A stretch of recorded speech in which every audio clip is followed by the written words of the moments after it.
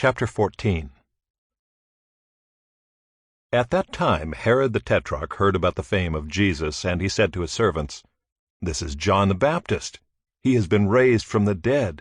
That is why these miraculous powers are at work in him." For Herod had seized John and bound him and put him in prison for the sake of Herodias, his brother Philip's wife, because John had been saying to him, "It is not lawful for you to have her." And though he wanted to put him to death, he feared the people, because they held him to be a prophet. But when Herod's birthday came, the daughter of Herodias danced before the company and pleased Herod, so that he promised with an oath to give her whatever she might ask. Prompted by her mother, she said, "Give me the head of John the Baptist here on a platter."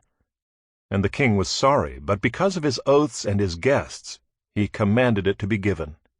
He sent and had John beheaded in the prison, and his head was brought on a platter and given to the girl, and she brought it to her mother. And his disciples came and took the body and buried it, and they went and told Jesus. Now when Jesus heard this, he withdrew from there in a boat to a desolate place by himself. But when the crowds heard it, they followed him on foot from the towns.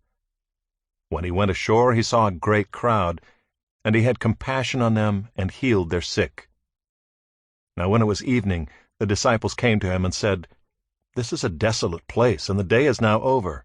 Send the crowds away to go into the villages and buy food for themselves."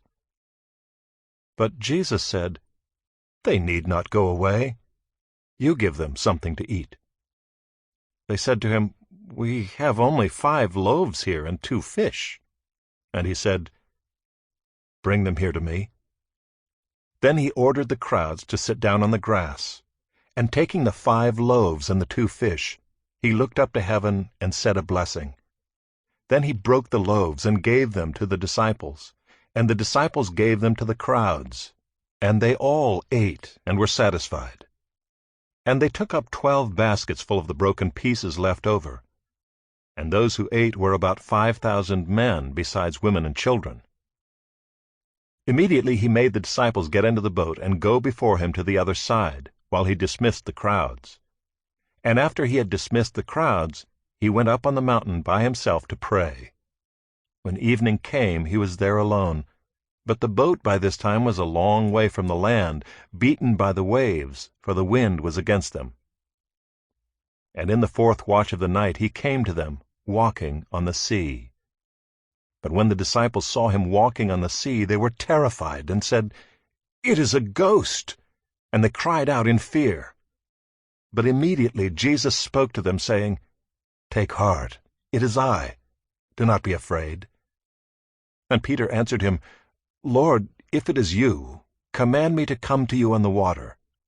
He said, "Come." So Peter got out of the boat and walked on the water and came to Jesus. But when he saw the wind, he was afraid, and beginning to sink, he cried out, "Lord, save me." Jesus immediately reached out his hand and took hold of him, saying to him, "O you of little faith, why did you doubt?" And when they got into the boat, the wind ceased, and those in the boat worshipped him, saying, "Truly you are the Son of God." And when they had crossed over, they came to land at Gennesaret. And when the men of that place recognized him, they sent around to all that region, and brought to him all who were sick, and implored him that they might only touch the fringe of his garment. And as many as touched it were made well.